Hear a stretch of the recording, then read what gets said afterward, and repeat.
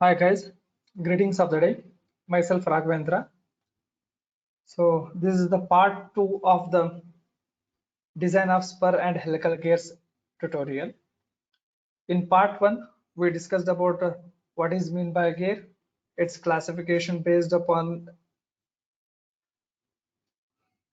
topics, then its examples under each classification, and what is meant by spur gear. So in this tutorial, we'll go with the spur gear terminology.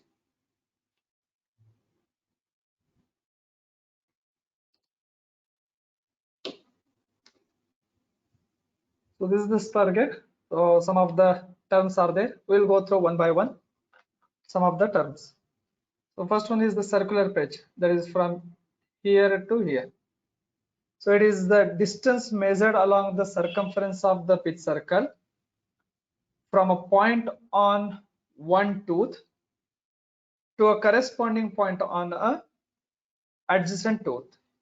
It is denoted by P suffix C, which is equals to pi into small m. M is nothing but the module. So if you are considering from this one means for the adjacent tooth also same point we have to consider. Say if we are considering from this point means for the adjacent tooth also same point. At this point it will be there. So that is called as circular pitch. Next it is the clearance. So this is the clearance. It is the difference between the addendum of one gear and the dedendum of the mating gear. That is called as clearance. Next, addendum. This is the addendum. It is the radial height of tooth above the pitch circle. It is the radial height of tooth above the pitch circle. This is the pitch circle. Above this one called as addendum. Dedendum is nothing but it is the radial depth of the tooth below the pitch circle. So this is the pitch circle. Below this one we will call it as a dedendum. Then addendum circle. So the circle which passes through the tips of all tooth is known as addendum circle. Dedendum circle, that is this one. So the circle which passes through the root of all tooth is known as root or dedendum circle. Next, pitch circle, this one. So it is an imaginary circle passing through the pitch point having its center at the axis of the gear. Next, face. This one is the face. So the surface above the pitch surface is called as face. Flank. The surface below the pitch surface is called the flank. So apart from these things also we have some other definitions. We will go through that one. So circular pitch, already we have seen this one. Next it is a diametral pitch. So it is expressed as the number of teeth per unit length on the pitch circle diameter. So it is denoted by PD, so which is equals to small z divided by small d, where small z is nothing but the number of teeth and small d is nothing but the pitch circle diameter. Next, it is a module. It is the length of pitch circle diameter per tooth. It is denoted by small m. It is inverse of the diametral pitch. Nothing but small m is equals to small d divided by small z. Next, it is a backlash. It is the difference between the thickness of a tooth and the width of the tooth space in which it measures. So clearance we have already seen. Next, pitch point. The point of contact of two mating gears, pitch circle, is known as pitch point. Next, angle of obliquity. It is also called as pressure angle. It is the angle between the common normal at the point of contact of two teeth and the common tangent to the pitch point and is denoted by phi.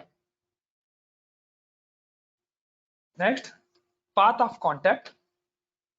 It is the path traced by the contact point of a pair of tooth profiles from the beginning of engagement to the end of engagement. Next, path of approach. The portion of path of contact from the beginning of engagement to the pitch point is known as path of approach. Next, path of recess. This is also portion of that path of contact.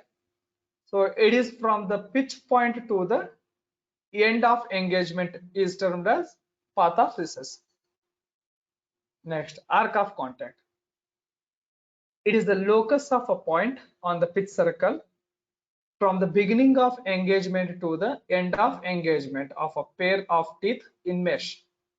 So from beginning of engagement to the pitch point is termed as the arc of approach, whereas from the pitch point to the end of engagement is termed as the arc of recess. Next, contact ratio. In simple words, it is a number which indicates the average number of pairs of teeth in contact. So how we'll get means it is the ratio of angle of action to pitch angle, and also the ratio of the length of line of action to the base pitch. So that is the contact ratio. Next, it is a pitch angle. It is the angle subtended by an arc on the pitch circle equal in length to the circular pitch. Next, base pitch. It is the distance measured along the base circle from a point on one tooth to the corresponding point on the adjacent tooth and is denoted by P suffix B, which is equals to P suffix C, that is circular pitch, into cos phi. Next, addendum we have seen. Dedendum we have gone through. Same with addendum circle, dedendum circle, pitch circle, face, and flank. And this is the spur gear terminology. Next topic, law of gearing or condition for correct gearing. Usually, if the tooth profiles in such a way that if it produces a constant angular velocity ratio during meshing, then we'll call that type of tooth profile as a conjugate action. So involute tooth profile is one of that produces a conjugate action. Let us consider two curved bodies, that is 1 and 2. Those are rotating with respect to O1 and O2 respectively. And these two make contact at point A. So the body 1 and body 2 make contact at point A. A1 and A2 are the two coincident points, nothing but A only. So A1, it is lying on body 1, whereas A2, it is lying on body 2. RQ is the common tangent at the point of contact. Similarly, XY is the common normal at the point of contact respectively. Omega 1 and omega 2 are the angular velocities of A1 and A2 respectively. The linear velocities at the point of contact at the instant we will consider it as VA1 and VA2. VA1 is perpendicular to line joining O1A1, and VA2, it is perpendicular to the line joining O2A2. Let this common normal, that is XY, intersect the line joining the centers of rotation, that is O1, O2 at P. So this XY intersect O1, O2 at P. O1M is the perpendicular drawn from O1 to this common normal XY. Similarly, O2N is the perpendicular drawn from O2 to the common normal XY. If the two bodies are to remain in contact, then the component of linear velocities of A1 and A2 along the common normal must be equal. So that one can be derived as, so linear velocity of A1 is VA1 cos alpha, which is equals to VA2 cos beta. So if two bodies are to remain in contact, so this component linear velocities of A1 and A2 should be along the common normal must be equal. So VA1 cos alpha is equals to VA2 cos beta.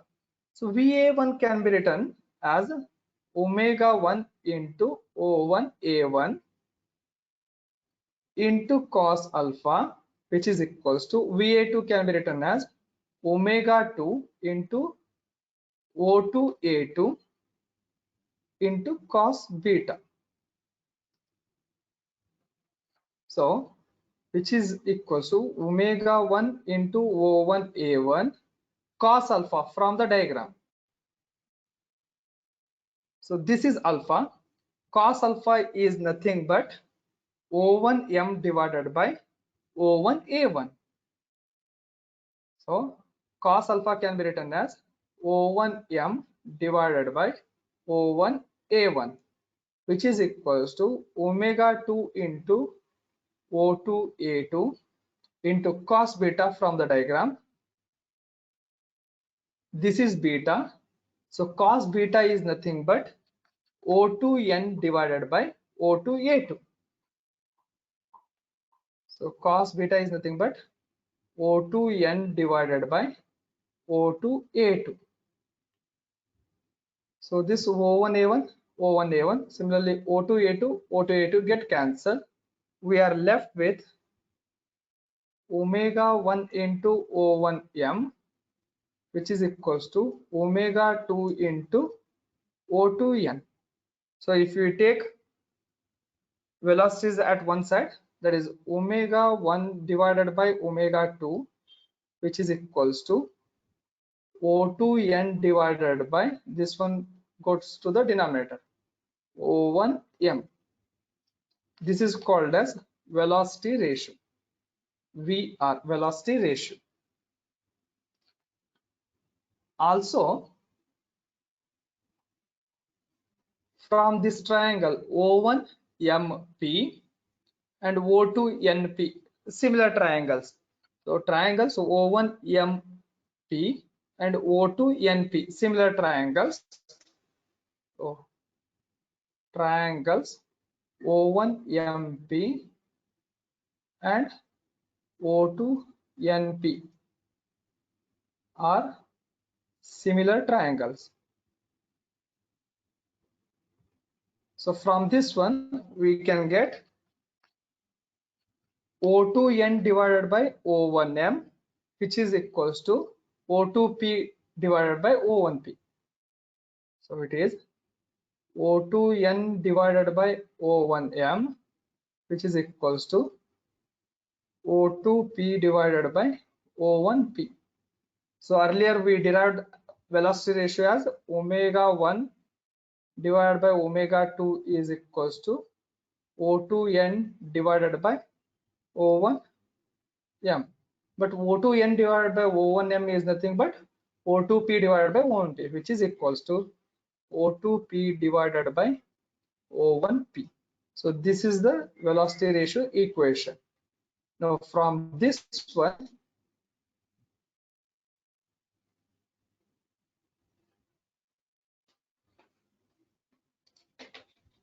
so this law of Gehring can be stated as, so law of Gehring states that for constant angular velocity ratio, that is omega 1 by omega 2 of the two gears, the common normal at the point of contact, that is xy in the previous diagram, of the two meshing teeth, that is body 1 and body 2, must pass through a fixed point.